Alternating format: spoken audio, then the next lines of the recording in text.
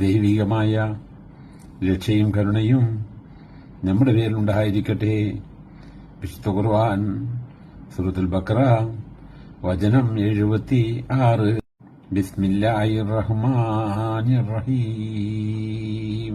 وإذا لقوا الذين آمنوا قالوا آمنا وإذا خلا بعضهم إلى بعض قالوا أتحدثونهم بما فتح الله عليكم ليحاجوكم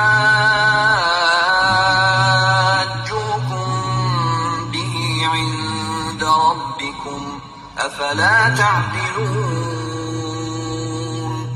വിശ്വസിച്ചവരെ കണ്ടുമുട്ടിയാൽ അവർ പറയും, ഞങ്ങൾ വിശ്വസിച്ചിരിക്കുന്നു എന്ന്.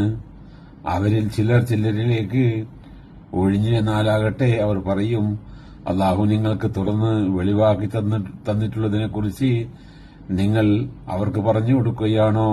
അതുമായി നിങ്ങളുടെ റബ്ബിന്റെ അടുക്കൽ വെച്ച് നിങ്ങളോടവർ ന്യായവാദം നടത്തുവാൻ വേണ്ടി അപ്പോൾ നിങ്ങൾ ചിന്തിക്കുന്നില്ലേ?